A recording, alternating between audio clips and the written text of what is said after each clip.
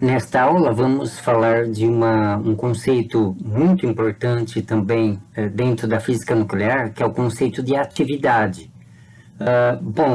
Nós já vimos que alguns elementos instáveis, que têm núcleos instáveis, eles emitem algum tipo de radioatividade, né? Mais comumente alfa, beta e gama, mas em geral alguma coisa sai de dentro do núcleo.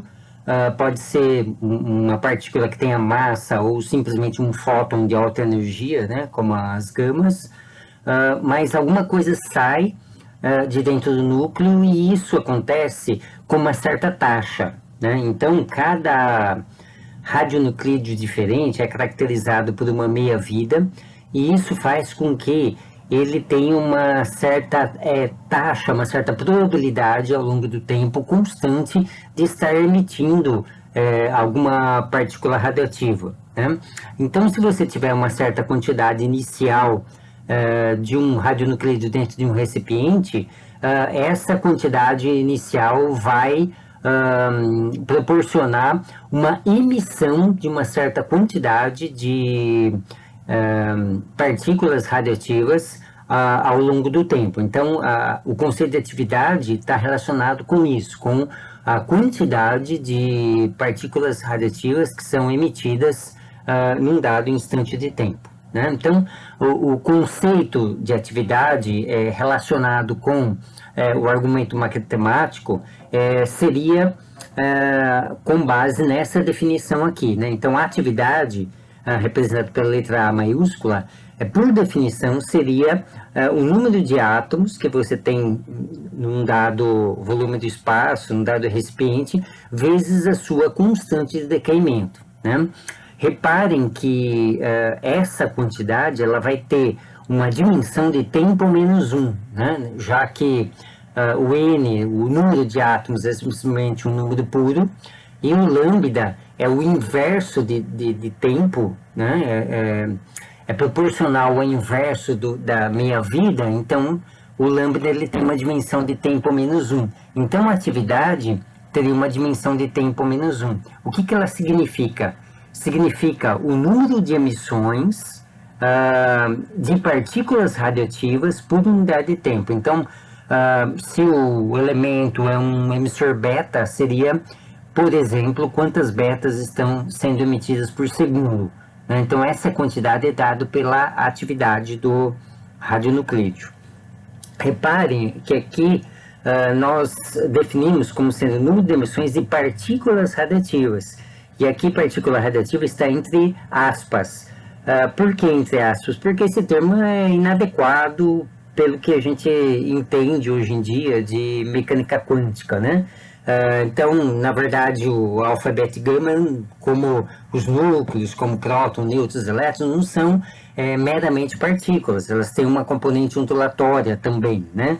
Mas ainda no dia a dia, nós continuamos usando partícula, porque de qualquer forma, quando você aproxima um detetor de uma fonte de radioativa, esse detetor, dependendo da quantidade de partículas emitidas, dependendo da atividade, ele pode indicar um bip ou um sinal por vez, né? Então você, de certa forma, ainda pode observar a radioatividade como sendo um conjunto discreto de eventos que estão acontecendo no tempo. Então, em função disso, talvez, os físicos nucleares ainda continuam chamando alfa, beta e gama de partículas, né?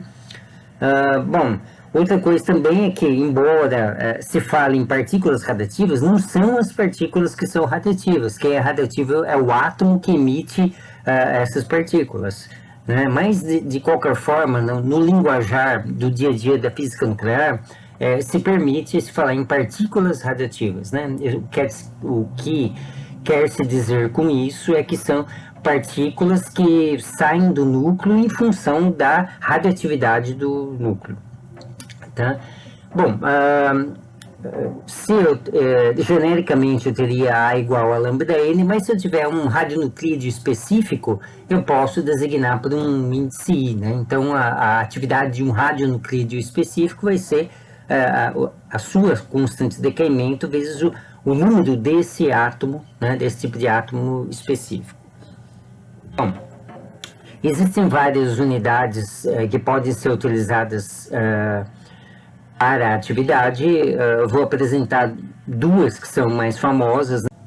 Então, temos uma unidade histórica, o Curie, que corresponde a 3,7 vezes 10 a 10 desintegrações por segundo, e uma unidade atual, né? Então, essa unidade atual, ela foi adotada algumas décadas atrás. Então, o objetivo é enquadrar a unidade de atividade no sistema internacional, né? O sistema SI.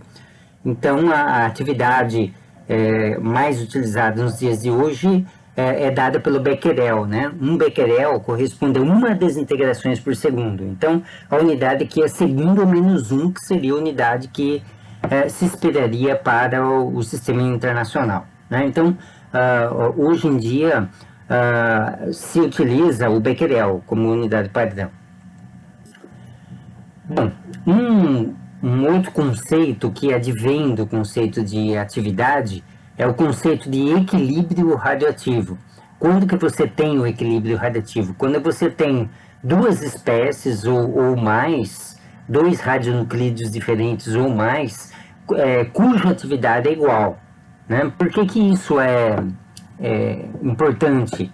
Porque se nós formos observar a lei geral de decaimento radioativo, que nós vimos na aula passada, nós vamos ver que a variação do número de átomos ao longo do tempo, né, digamos assim, um átomo presente num dado recipiente, digamos que seja um átomo que esteja dentro de uma série radioativa, então nós temos que a variação do número de átomos desse elemento vai depender da atividade do pai, que seria o lambda I menos 1, Ni menos 1, menos a sua própria atividade. Então, como ele decai, aqui eu tenho um termo negativo, e como o anterior, o predecessor dele, decai nele, nós temos uma quantidade positiva aqui relacionada à atividade do elemento pai, né, do elemento anterior.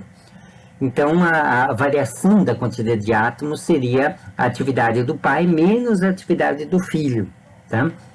Menos a atividade dele próprio. Então, observe qual que é a dinâmica disso, né? Se houver poucos átomos de tipo Ni, digamos que no início você não tenha nada desse elemento Ni, ele passa a ser gerado pelo decaimento do anterior, do pai. Então, eu tenho muito pouco desse Ni, então se o Ni é pequenininho, esse termo vai ser pequeno. Se esse termo for pequeno em relação a esse primeiro termo, então isso aqui tudo vai ser positivo. Se isso é positivo, então significa que você vai ter uma taxa de variação positiva, o que indica que o número de átomos Ni vai estar aumentando. Então, a derivada somente é positiva quando o N aumenta. Então, ou seja, se o Ni for pequeno, ele aumenta, né? Então, vai chegar uma hora que o Ni vai ser grande. Vamos imaginar um outro cenário agora em que o Ni é grande. Se o Ni for muito grande, esse termo vai ser maior do que esse. Então, essa quantidade toda aqui vai ser negativa. Então, se isso for negativa, então a taxa de variação vai ser negativa, então o Ni vai diminuir com o tempo. Ou seja, se o Ni é pequeno, ele tende a aumentar. Se o Ni é grande, ele tende a diminuir. E quando que, digamos assim, um equilíbrio é estabelecido, né? Então, quando esse termo é igual a esse termo aqui, né? Mas se esse termo for igual a esse, significa, aqui embaixo está sendo reproduzido, significa que a atividade do elemento filho vai ser igual à atividade do elemento pai, né?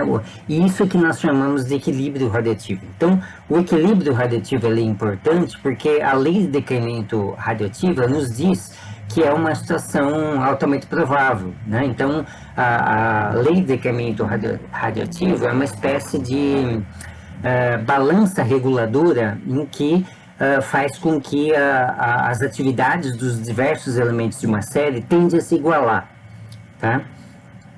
Bom, existem dois tipos de equilíbrio que podem ser observados. Na verdade, a classificação num tipo ou no outro é relativa, ela depende de qual é a nossa condição de observação, mas nós temos o equilíbrio secular.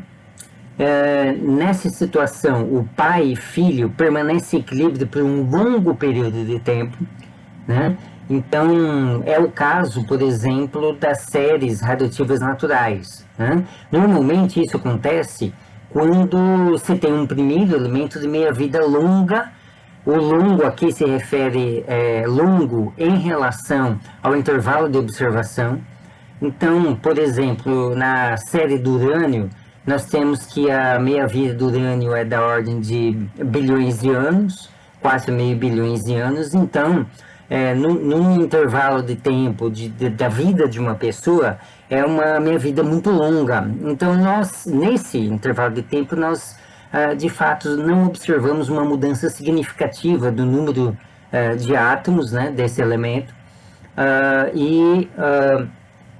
Ele nos parece constante, né? E pela lei de decaimento radioativo, a tendência é que os filhos tenham a mesma atividade que o do pai. Então, normalmente em séries naturais, que são séries cujo primeiro elemento tem meia-vida longa, são séries cuja quantidade de átomos e a própria atividade é constante no tempo, né? Pelo menos numa condição de observação, num tempo razoável, né, da vida de uma pessoa. Se eu observar a série ao longo de bilhões de anos, eu vou ver variação, mas se eu observar em um século, por exemplo, não podemos ver uma variação significativa, tá? Uma condição diferente seria no equilíbrio transiente. Então, no equilíbrio transiente é muito próprio de elementos que têm uma meia-vida curta. Então, nesse caso, nós observamos a variação exponencial tanto da quantidade de átomos quanto da atividade desses elementos. Mas, mesmo assim, pela lei de decaimento radioativo, existe a tendência de um equilíbrio de atividades entre os elementos pais e os elementos filhos, né? Então, é possível que o sistema atinja um estado de equilíbrio, embora nós observemos a variação ao longo do tempo da atividade desses elementos, né? Então, pai e filho permanecem em equilíbrio, embora seja observável a variação da atividade ao longo do tempo. Nós vamos fazer um exercício em seguida sobre como que varia as atividades de elementos dentro de uma série para ilustrarmos essas condições de equilíbrio. Bom, se nós voltarmos às expressões que havíamos obtido para o número de átomos ao longo do tempo de vários elementos de uma série, né, o A1, A2, o A3, nós podemos também obter relações semelhantes que se referem à atividade desses radionuclídeos, né? Então, basta multiplicar pelo lambda correspondente. Então, o N1 basta multiplicar pelo lambda 1, que eu teria o A1, a atividade do primeiro elemento. Para obter a atividade do segundo elemento, basta multiplicar o N2, a expressão do N2 que havíamos obtido anteriormente, por lambda 2. Então, nós teremos a atividade do segundo elemento. E a atividade do terceiro elemento, evidentemente, seria o N3 vezes o lambda 3. Então, fazendo isso, nós temos expressões aqui genéricas para a atividade dos três primeiros elementos de uma série, né? Mas, na verdade, que eu estou apenas reproduzindo as equações obtidas na outra aula e multiplicando pelo lambda correspondente. Bom, aqui vamos finalizar essa parte da aula com uma observação. É muito comum ainda se referir não propriamente a atividade, mas a uma outra unidade de radioatividade, que seria o Roentgen, né? Então, o que seria o Roentgen? Ele também é uma unidade histórica, que foi estabelecida no começo do século XX, e ele corresponde, na verdade, aos efeitos que a radiação tem no dado material. Né? Então, o principal efeito que você tem quando uma partícula alfa, beta ou gama atravessa o material, ele atinge o material e penetra esse material, é a ionização. Então, o Röntgen corresponde a essa quantidade de carga, né, em coulombs, por quilo de material. Então, um Röntgen significa que que eu gerei 2,58 vezes 10 a menos 4 cargas, né, coulombs, por quilo de material. Né? Então, na verdade, o Röntgen diz respeito aos efeitos, e também ele não é bem uma unidade de atividade, porque não tem a dimensão temporal aqui, né? Não é um efeito por unidade de tempo, é um efeito acumulado, vamos dizer assim, integrado, né? Então ele tem a ver com outro conceito, vamos ver mais adiante, que é atividade integrada, né? Então seria você faz com que a partículas radiativas incidam dentro do material até atingir esse nível aí. Então, aí, esse nível de ionizações. Bom, agora na sequência vamos fazer alguns exercícios, resolver alguns problemas a respeito da atividade. E para isso vamos usar alguns recursos computacionais. Então, o que eu vou usar para essa aula é o Excel, né? Uma planilha eletrônica que pode nos ajudar a entender melhor o conceito de atividade, né? Então, a primeira atividade que nós vamos fazer é a atividade que corresponde ao problema número 2 do capítulo 10 do Kaplan. Nesse problema, ele apresenta dados experimentais, né, que podem ser hipotéticos, a respeito da atividade medida de um radionuclídeo ao longo do tempo. Então, digamos que periodicamente, de tempos em tempos, eu faço uma medida de quantas partículas radiativas estão sendo emitidas por unidade de tempo. Então, o que ele faz é medidas da atividade em minutos, né? Então, quantas partículas estão sendo emitidas por minuto. Então, ele faz isso inicialmente no tempo t igual a 0, depois no t igual a meia hora, 1 hora e meia, 2 horas, e assim vai. Né? Então, aqui o tempo é dado em horas e a atividade em minuto ou menos 1. Né? Então, quantos decaimentos estão acontecendo por minuto, isso medido em torno de um tempo específico. Né? Bom, então, o que ele pede é para que determinemos a constante decaimento do processo, no processo. Mas vamos, em primeiro lugar, observar esses dados, vamos olhar esses dados. Então, eu vou destacar as duas colunas, né? Então, eu cliquei aqui em cima do A, da coluna A, e agora eu vou colocar o cursor aqui em cima do B, apertar o Ctrl e clicar para destacar as duas colunas, né? E vou inserir um gráfico. Então, vamos colocar aqui um gráfico. Eu vou escolher o gráfico tipo dispersão. Esse aqui, né? E aí, vamos colocar esse tipo aqui no meio, que ele tem tanto os pontos quanto passa uma linha suave entre os pontos, né? Então, nós temos esse tipo de comportamento. Então, aqui, em princípio, nós observamos que, de fato, os dados têm um perfil exponencial, né? Então, tem toda a característica coerente com a lei de decaimento radioativo, né? De que a atividade de um elemento deve variar exponencialmente, né? Da mesma forma que o número de átomos varia exponencialmente e decrescentemente. Bom, mas como que é a maneira mais eficiente que temos para calcular a meia-vida disso? Então, para ver esse método para calcular a meia-vida, vamos voltar aqui a nossa apresentação e vamos ver o seguinte, ó. A atividade, segundo o que vimos antes, A atividade de um dado elemento, ele aqui como que varia o número de átomos, né, que é a quantidade inicial de átomos vezes a exponencial decrescente, vezes a constante de decaimento. Então, isso dá como que a atividade varia com o tempo. E isso aqui tudo a gente pode chamar de A0, né? Então, seria o lambda vezes a quantidade inicial de átomos, seria a nossa atividade inicial. Então, efetivamente, nós temos essa fórmula que descreve aquele gráfico que acabamos de produzir. Bom, se nós extrairmos o logaritmo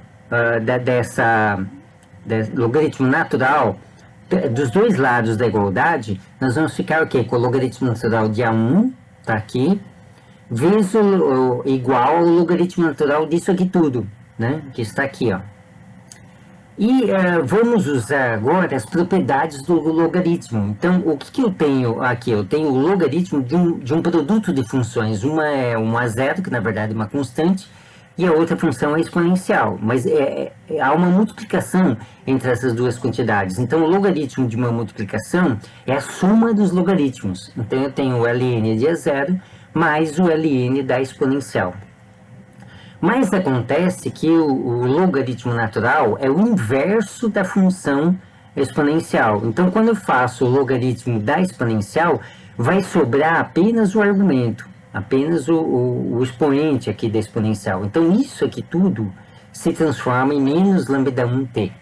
Então, o que eu tenho? Eu tenho que o ln de A1 é igual ao ln de A0 menos o lambda 1t. Então, se nós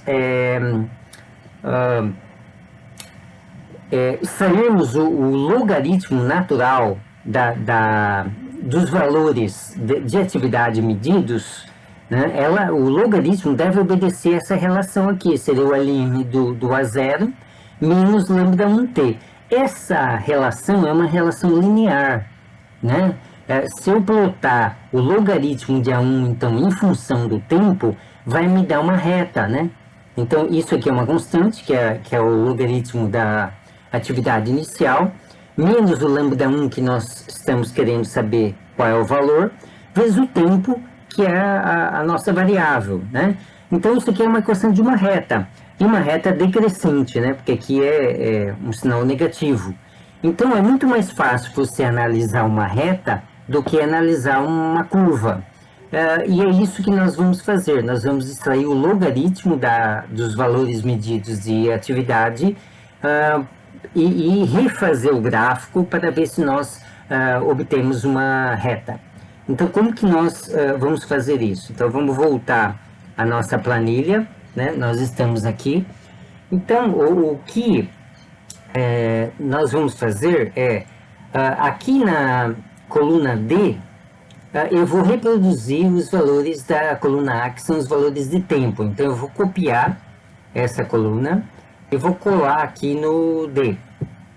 Né? Então, temos aqui, novamente, né, os dados de tempo. Né? E na coluna E, ao invés de colocar os dados de A, vamos botar os dados de ln de A. Então, colocar aqui ln de A. Né?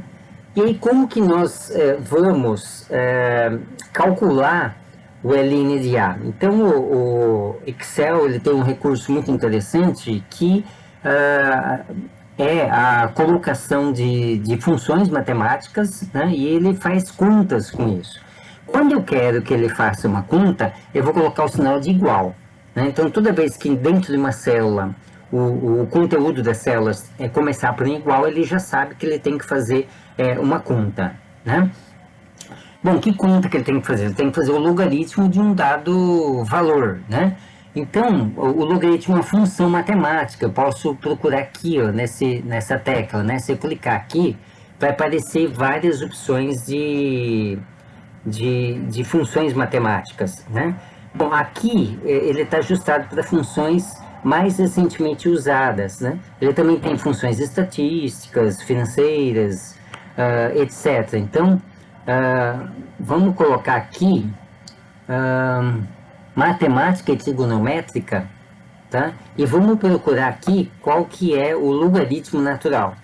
A gente precisa tomar um pouquinho de cuidado, porque dependendo do software que nós estivermos usando, o logaritmo natural vai se chamar log, né? A gente não está muito acostumado a chamar o logaritmo natural de log, mas de ln, mas em alguns vai ser log.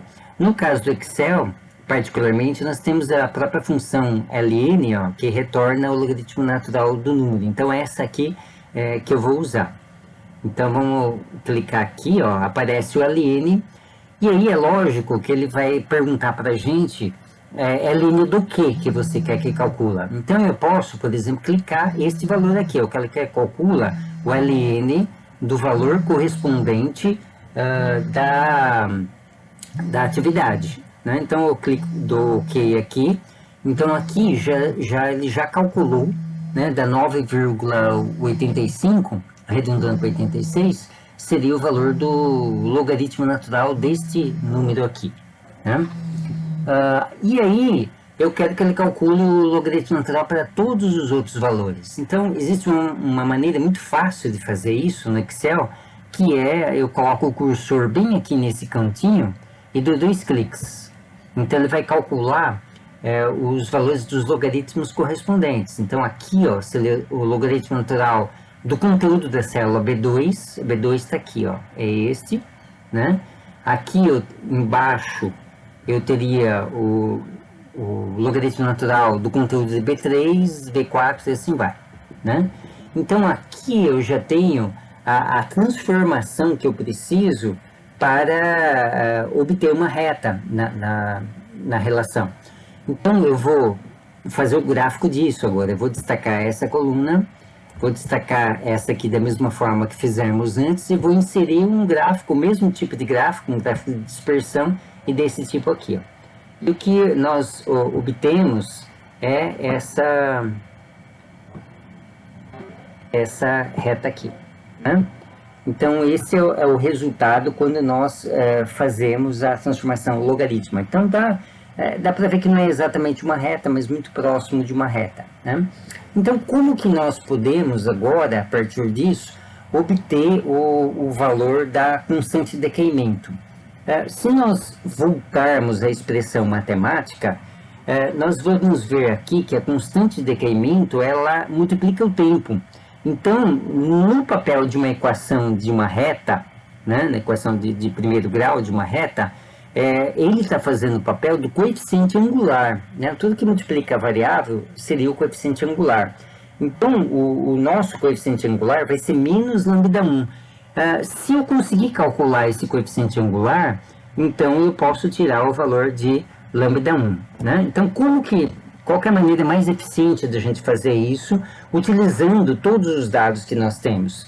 Então, uma maneira de fazer isso é fazer o que nós chamamos de regressão linear, ou seja, vamos ajustar esses dados aqui, né, por uma reta.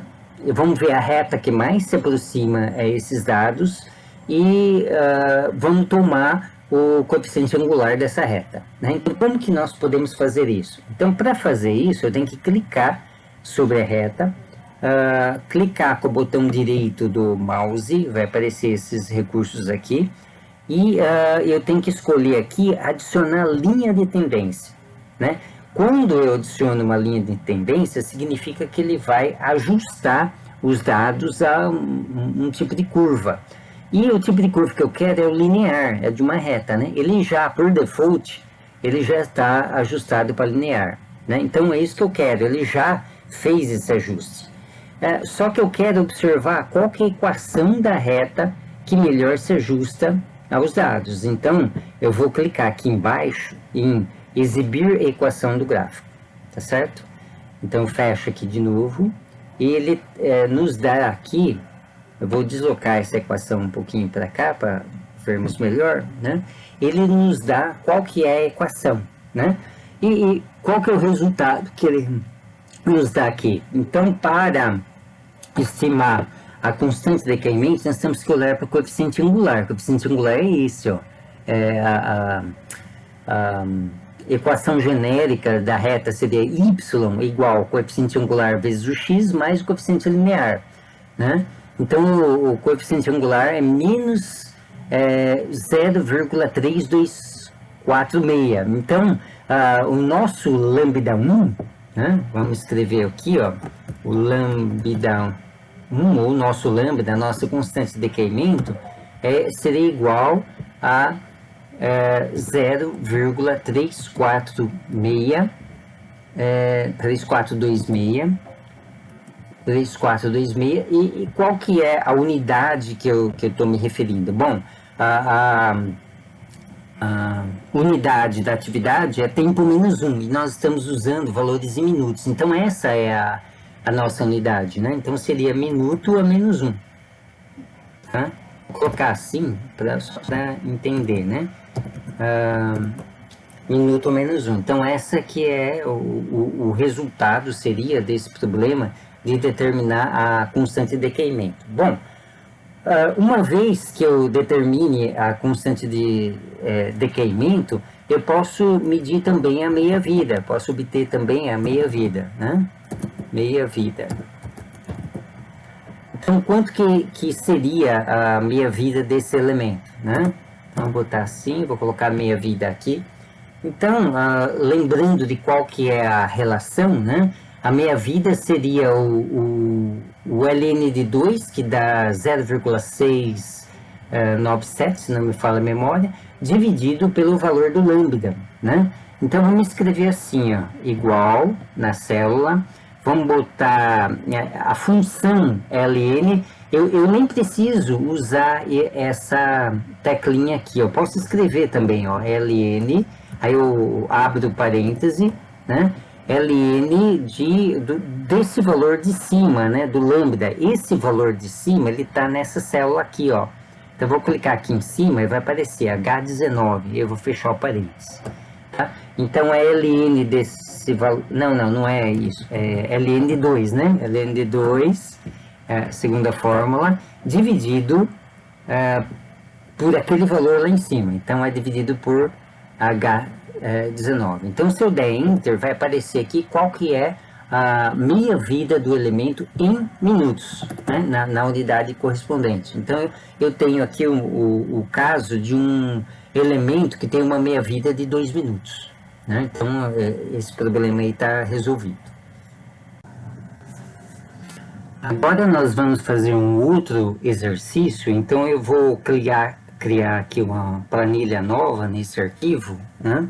E nós vamos fazer um exercício de visualização do valor da atividade ao longo do tempo de uma série de radionuclídeos, né? Uma série radioativa que tenha 3 elementos, ou então pegar 3 elementos de uma série radioativa. Eu vou fazer um exemplo hipotético, né? Vou imaginar que esses 3 radionuclídeos tenham determinadas meias-vidas e somente com o valor dessas meias-vidas, vamos tentar ver como que seria o gráfico da evolução temporal da atividade de cada elemento dessa série. Então, vamos criar aqui, mais ou menos nessa posição, vamos colocar os valores hipotéticos das meias-vidas desses 3 elementos. Então, vamos botar assim que é o T, né, maiúsculo, seria a meia-vida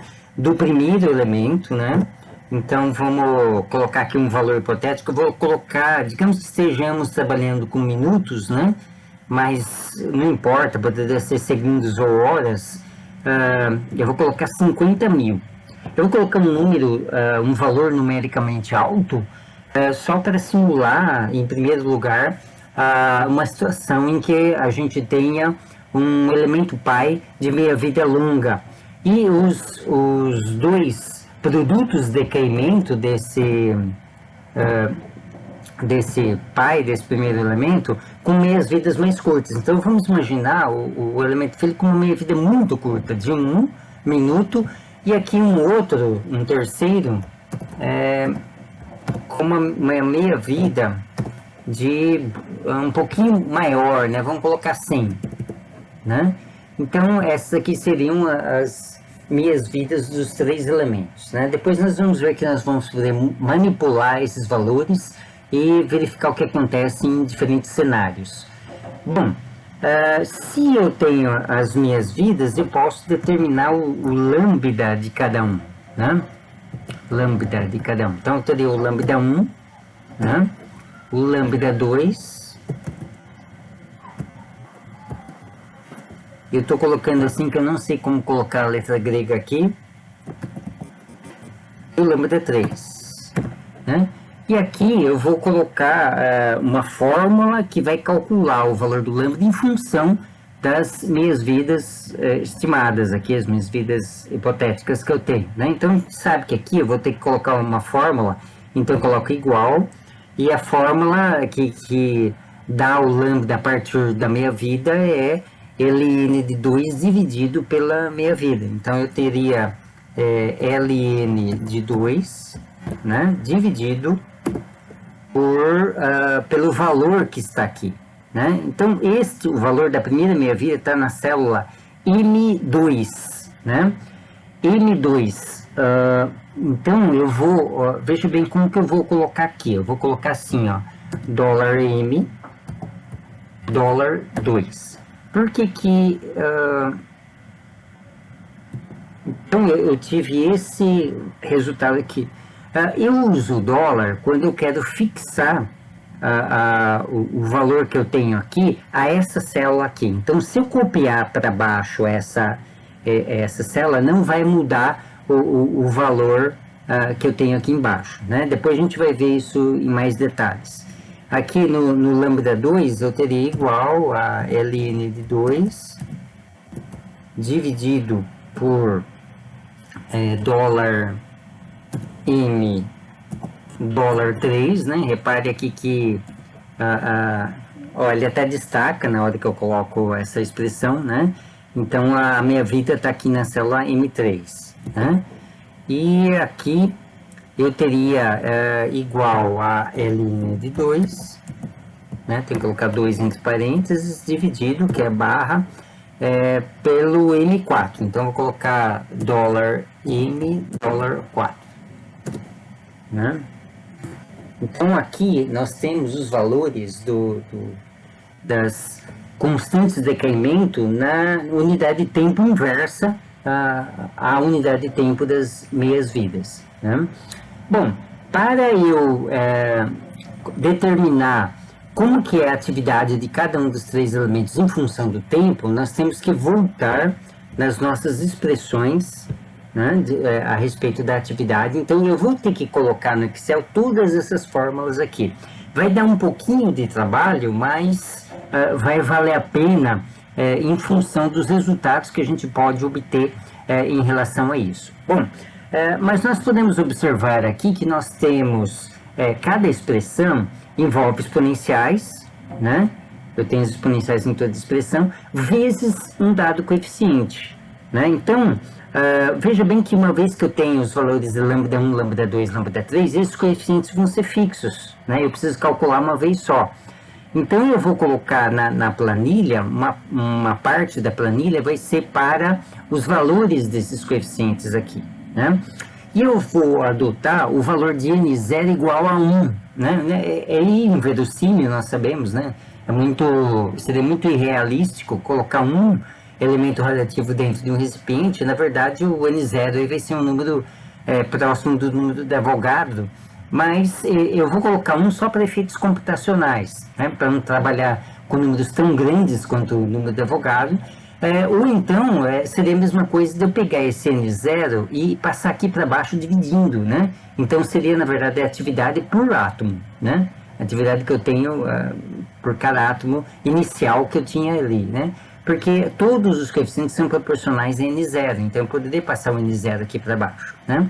Mas o que importa para a gente vai ser apenas o formato da curva, que vai nos dar como que a atividade aumenta ou diminui ao longo do tempo, né? Então, como que ela varia ao longo do tempo. Então, não precisa me preocupar muito com esse n0, que é uma constante apenas, que seria um tipo de uma constante de normalização das curvas, né? Então, eu vou considerar o n0 igual a 1. Então, aqui para o 1, eu teria somente o lambda 1 como coeficiente.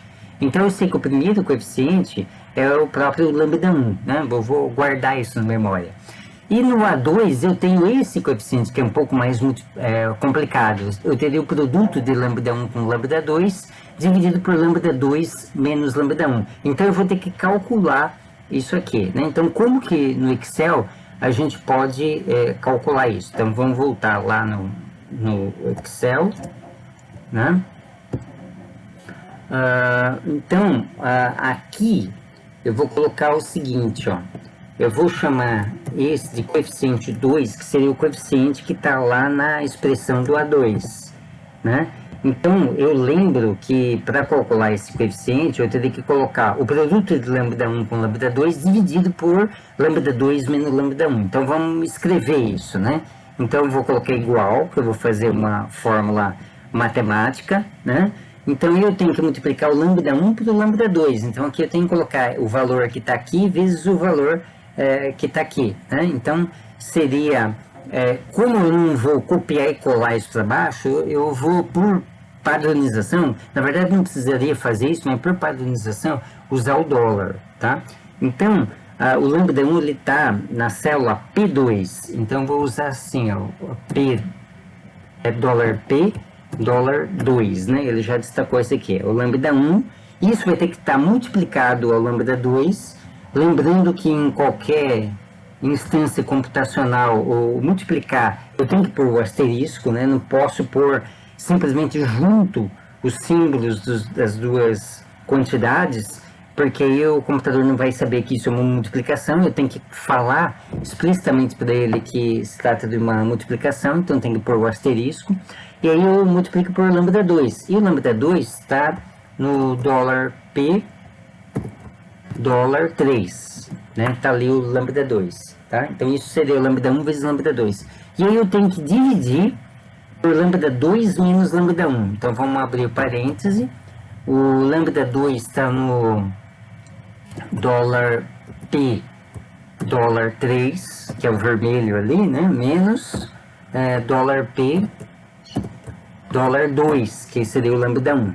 Né? Então, isso aqui, se eu der Enter, vai aparecer o valor do meu primeiro coeficiente. Né? Então, esse primeiro coeficiente corresponde a este valor aqui. Né? Então, lembre que o N0 é 1, né, para a gente. Então, corresponde a isso aqui tudo. E reparem que aqui é o mesmo coeficiente. Então, não vou precisar calcular isso aqui de novo. Né? Então, os coeficientes dessa segunda expressão eu já tenho, então, portanto. Contudo, do A3, eu vou ter 3 coeficientes diferentes. Eu vou ter que fazer 3 contas, porque não vai dar para, por exemplo, reduzir os dois que não são o primeiro em função do primeiro, né? Elas são expressões bem diferentes, porque aqui embaixo eu tenho lambda 2 menos lambda 1, lambda 3 menos lambda 1, e aqui lambda 1 menos lambda 2, lambda 3 menos lambda 2, né? Então, é diferente, não dá para colocar um em função do outro. Então, eu vou ter que fazer 3 contas, vou calcular isso aqui, depois calcular isso e depois calcular isso. Mas aqui eu vou chamar esse coeficiente de 3, 1, esse de 3, 2 e esse de 3, 3, tá? Então, vamos ver como que seria o coeficiente 3, 1, né? Eu sei que eu tenho que multiplicar os 3 lambdas, e depois, embaixo, eu tenho que colocar lambda 2 menos lambda 1, lambda 3 menos lambda 1, ou seja, são dois coeficientes que subtraem de 1, porque aqui é lambda 1 também, né? Então, é o primeiro coeficiente dessa expressão. Então, no primeiro coeficiente da expressão, eu subtraio lambda 1. Né? Então, não é tão difícil de recordar assim. Né? Então, vamos voltar para a nossa planilha e vamos escrever aqui, ó, seria o coeficiente 3, 1, depois o coeficiente 3, 2 e depois o coeficiente 3, 3. Tá? Então, aqui eu vou colocar igual para dizer para o Excel que eu quero que ele faça uma conta. Eu vou ter que multiplicar os 3 lambdas que estão ali no P lá em cima, na coluna P lá em cima. Então, vai ficar dólar P, dólar 2, vezes dólar P, dólar 3, vezes o asterisco, dólar P, dólar 4. Né? Então eu vou multiplicar os 3 lambdas e depois vou dividir por aquela sequência de subtrações de lambdas. Então aqui abre parêntese, eu teria dólar 3 menos dólar 1, aliás, lambda 3 menos lambda 1, que multiplica lambda 2 menos lambda 1. Então eu teria o lambda 3 está no P4, né? Então daria dólar P, dólar 4, menos dólar P, dólar 2, onde está o lambda 1, né? Fecho o parêntese e multiplico. Aqui eu vou ter que fazer o seguinte, vou ter que abrir um parênteses maior aqui. Aí eu multiplico aqui por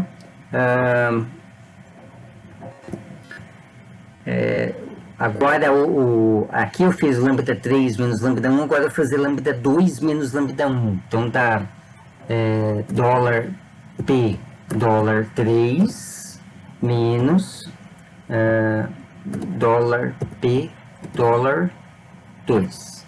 Então tá tudo subtraindo do lambda 1. Né? Então esse seria o primeiro coeficiente. Né? Repare que deu muito próximo, né? E deu muito próximo do lambda 1 porque esse elemento tem uma meia-vida relativamente longa.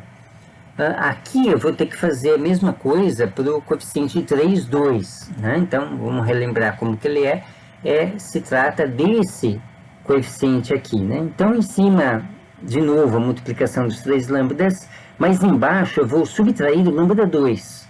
Então, eu vou pegar o lambda 1 menos lambda 2, lambda 3 menos lambda 2. Então, voltando lá, então eu vou ter igual a dólar P, dólar 2, vezes dólar P, dólar 3, vezes dólar P, dólar 4. Né? Então, dividido, vou abrir um parêntese, eu vou abrir outro parêntese. Aqui vamos colocar, como está subtraindo de lambda 2, vamos colocar lambda 1 menos lambda 2. Então, daria dólar P, dólar 2, que é o lambda 1. Opa, aqui eu errei. Dólar 2, que é o lambda 1, menos o lambda 2, que seria dólar P, dólar 3. Né? Então, esse é o primeiro, vezes, agora eu fiz o lambda 1 menos lambda 2, agora eu vou fazer o lambda 3 menos o lambda 2. Então, vamos abrir aqui, seria, cuidado com a ordem, né? Dólar P, dólar 3, né? Ah, não, esse é o lambda 2, então seria o lambda 3, né? Lambda 3 está no 4, aqui, na posição 4. Então, esse seria o lambda 3 menos o lambda 2. Lambda 2 seria dólar P, dólar 3. Né? Então, aqui eu tenho a subtração do que está na célula 3, que é o lambda 2 nos dois casos. Né? E está pronto o coeficiente 3, 2.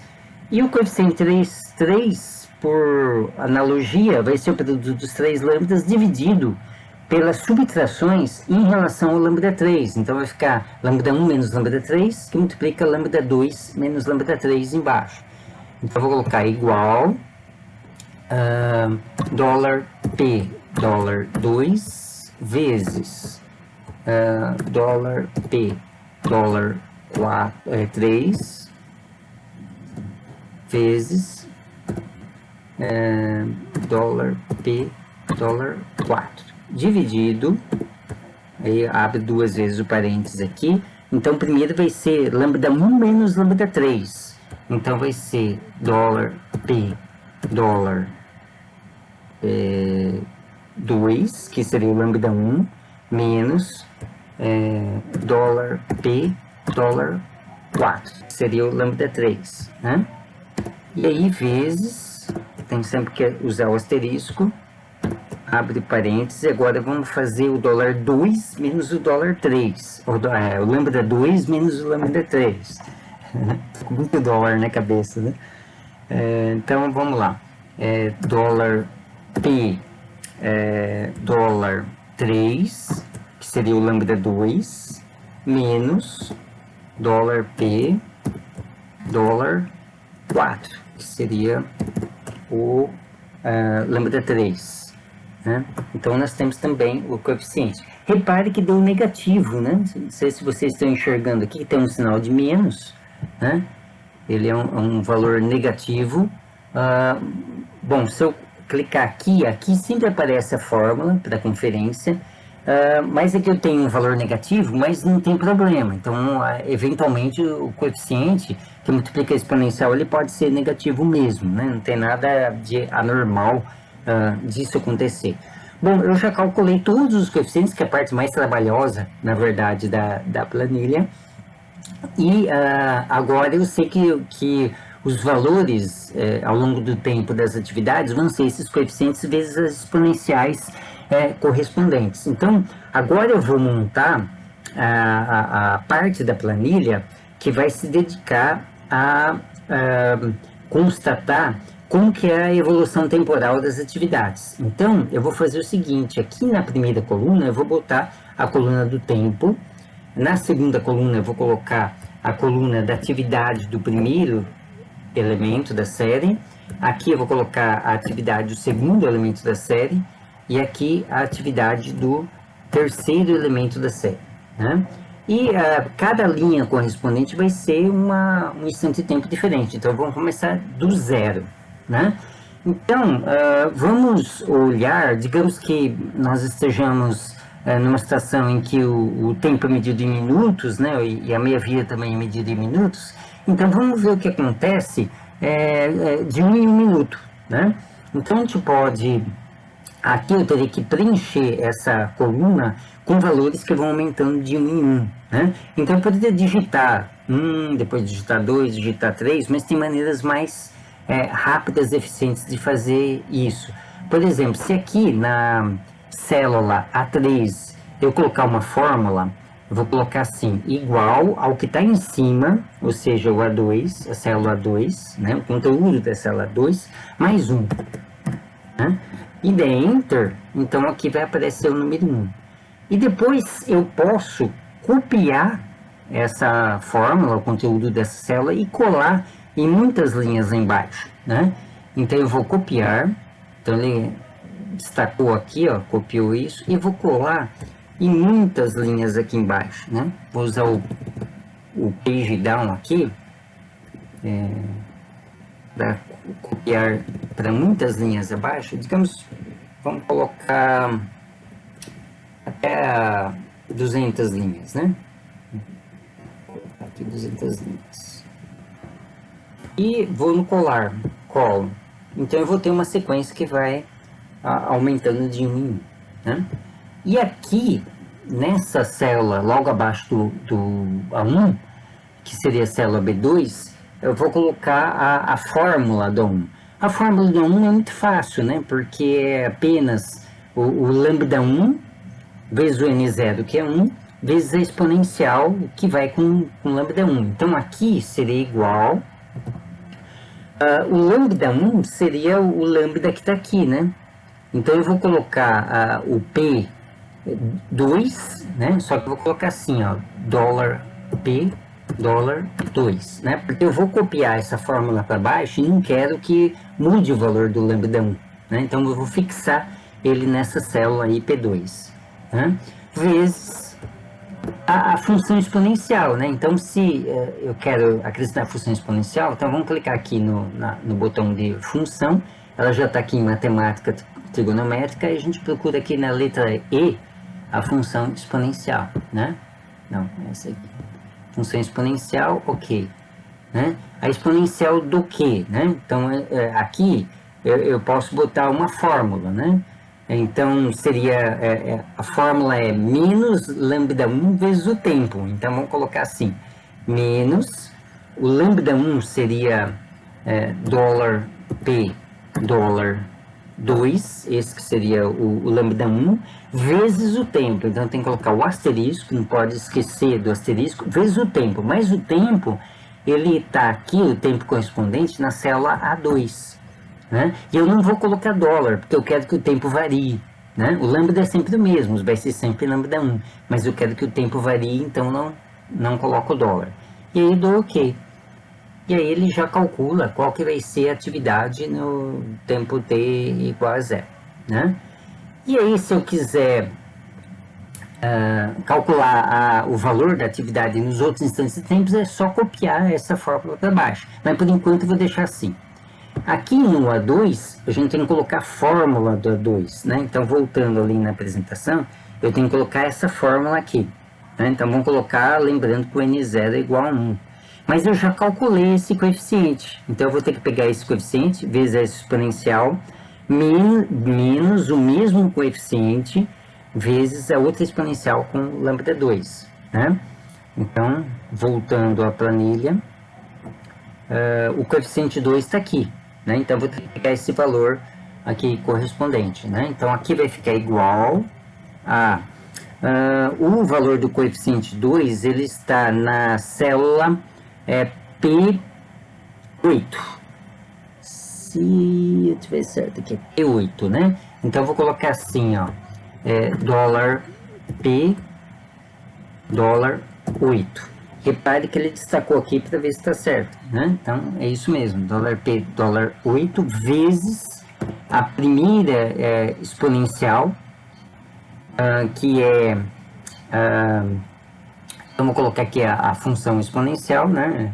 Em vez de clicar lá no botão de função, eu vou colocar isso, né? Aí eu posso clicar aqui, ó, 2 vezes, que aparece exponencial, de menos lambda 1t. Então, seria menos, de acordo com a fórmula que estava lá no slide, com o fundo preto, menos lambda 1 vezes o tempo. Lambda 1 está no dólar P, dólar 2, né? Vezes o tempo, vezes o A2. O A2, né? Tá. E aí, menos o mesmo coeficiente, então daria dólar P, dólar 8, vezes a outra exponencial. Então, vamos colocar exp, né? Função exponencial, 2 cliques aqui.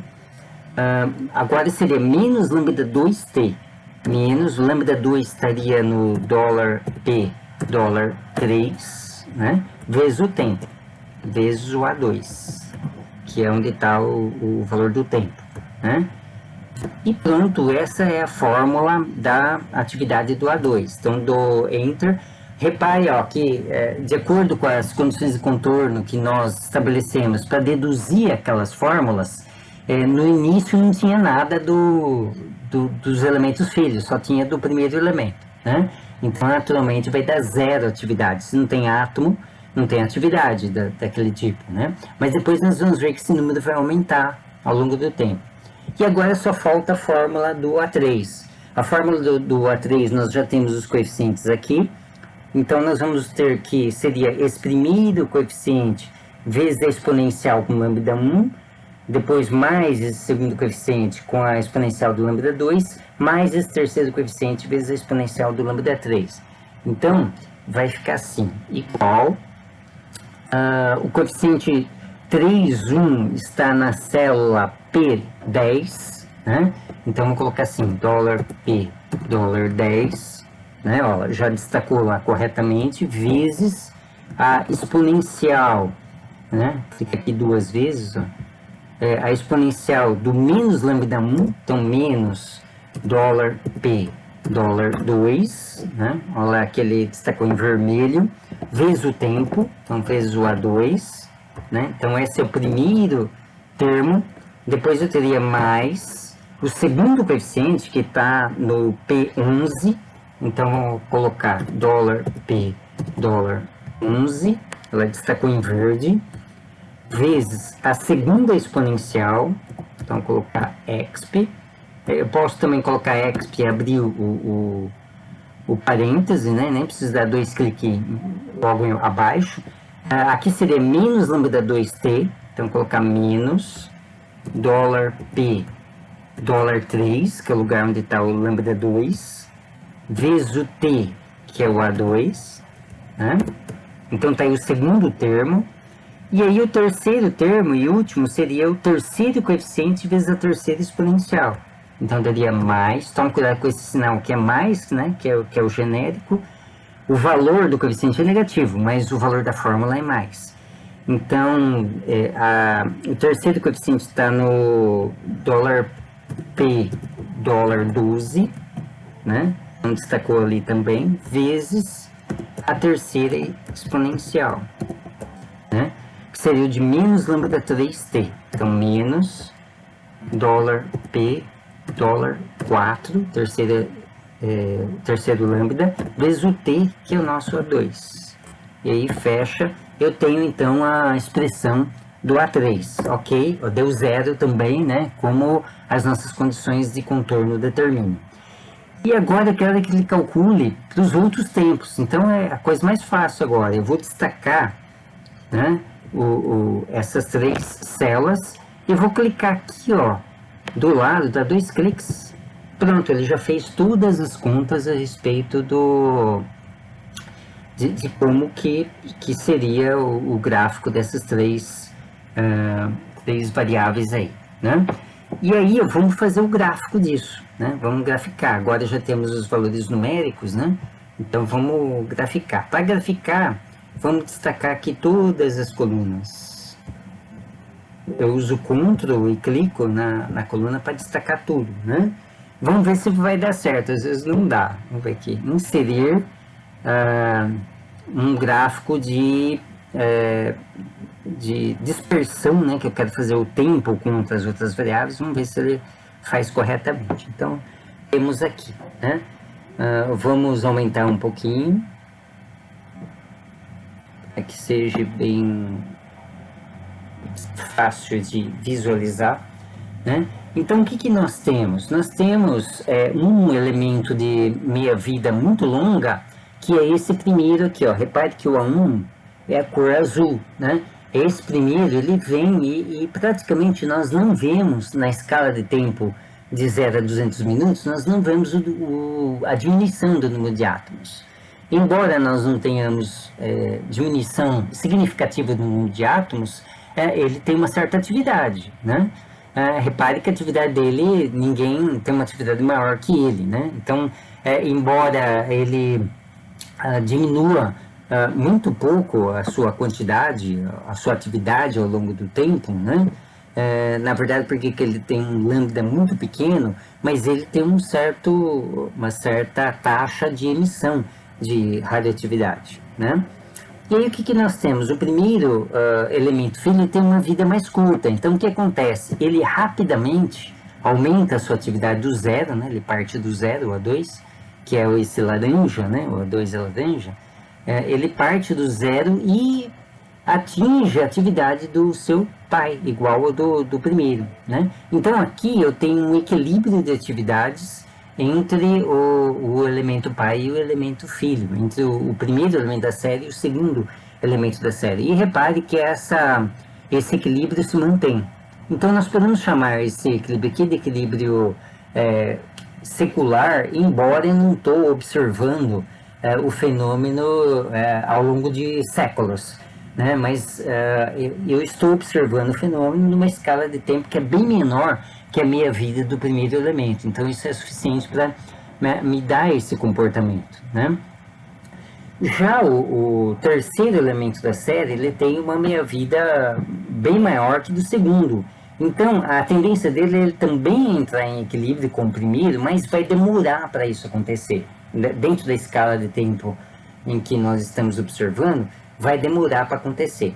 Se eu diminuir esse tempo aqui, né? Então agora eu vou diminuir esse gráfico um pouquinho para a gente poder observar o que acontece quando nós alteramos a meia-vida dos elementos em questão, né? Então, se no terceiro elemento ele tiver uma vida um pouquinho menor, digamos, em vez de 100 seja 50, se eu colocar 50 aqui, da maneira com que a planilha foi construída, vai mudar imediatamente todos os cálculos, né? Então, não sei se vocês repararam, mas ele está indo, se aproximando da atividade dos outros dois mais rápido, né? Se eu colocar aqui minha vida bem menor, 10, vocês vão ver que ele vai se aproximar do equilíbrio mais rapidamente ainda, né?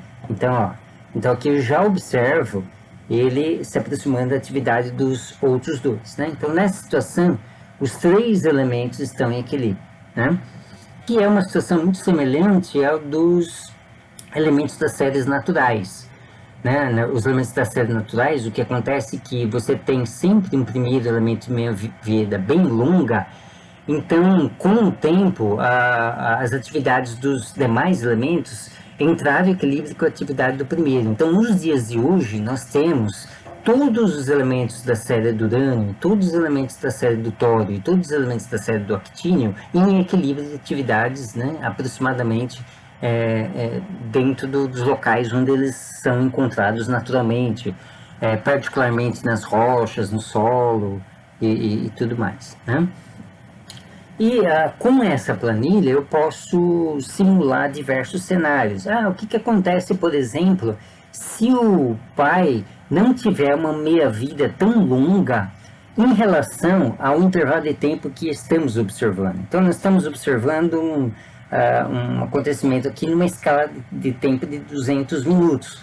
Vamos ver o que acontece se o primeiro elemento tivesse uma meia-vida semelhante a isso, 200 minutos. Vamos ver o que teríamos. A coisa mudou um pouquinho. Agora, como a meia-vida do primeiro elemento é comparável com o tempo de observação, nós vemos que nós vemos uma variação da atividade desse primeiro elemento, né? Contudo, o segundo elemento, ele subiu, e quando ele atingiu mais ou menos a atividade do primeiro, ele se manteve muito próximo. Então aqui nós temos um caso de equilíbrio também, mas seria um equilíbrio transiente, né? Porque eu estou observando a mudança da atividade ao longo do tempo, né?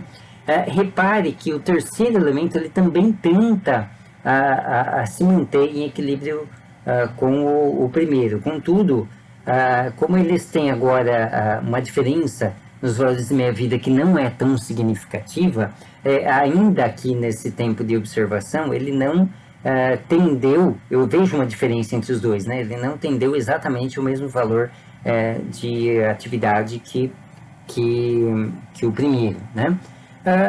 Nós podemos ver isso, o que acontece numa escala de tempo maior. Eu poderia acrescentar mais linhas aqui, mas seria também a mesma coisa de eu ver o que acontece numa situação em que eles tivessem uma meia-vida menor. Então, eu vou diminuir em 10 vezes a meia-vida de cada um. Então, o primeiro vai ser 20, o segundo vai ser 0,1. Repare que eu colocando 20 aqui, eu observo uma queda bastante pronunciada, né?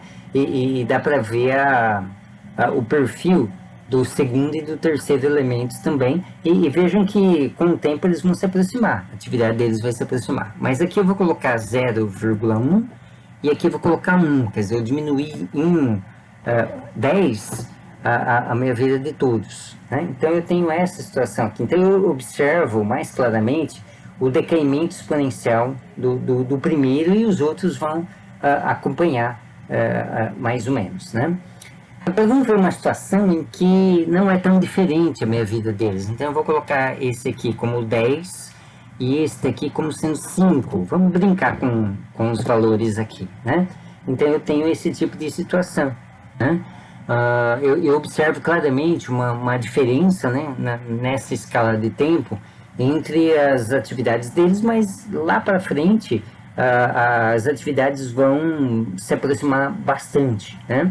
Se eu ver isso aqui em outra escala de tempo, vamos ver na escala não de tempo, mas de atividade bastante reduzida, vamos ver aqui no máximo 0,05. Então vou mudar essa escala, vou clicar aqui, né?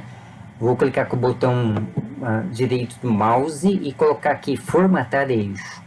No formatar eixo eu posso estabelecer que o máximo de valor de atividade vai ser 0,005. Então vou colocar aqui 0,005. E se eu der Enter, eu vou ver o que acontece em outra escala, né? Então, de novo, com o tempo, as atividades dos três vão tender a se aproximar cada vez mais, né? Bom, vamos voltar à escala que nós tínhamos antes. Então, eu vou clicar aqui nesse botão voltar, né?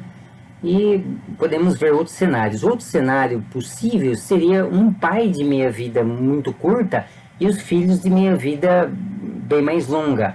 Então, vou manter esse 20, aqui vou colocar 200 e aqui vou colocar 300. Então, vamos ver o que acontece agora. É o inverso, né?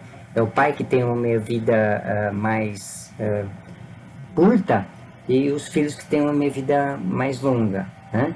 Então, vamos de novo voltar e ver isso aqui numa escala menor, né? Ok.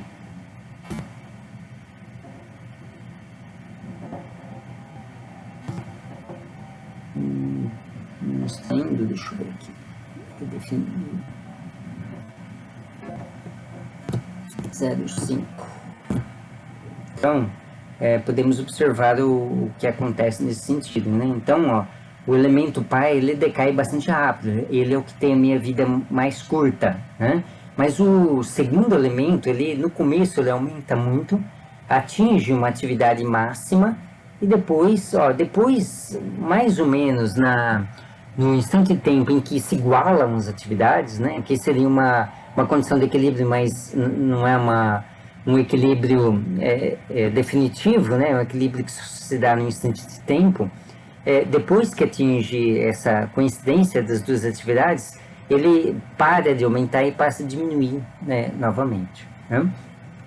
Então, nós podemos ver assim, com essa planilha, diversos cenários e manipular e entender o que acontece com a atividade dos elementos ao longo do tempo, né? Então, esse é um conhecimento muito importante para julgarmos situações de contaminação ou exposição à radioatividade em que vamos ter que avaliar a dose, se é perigosa ou não, e também tem bastante aplicação na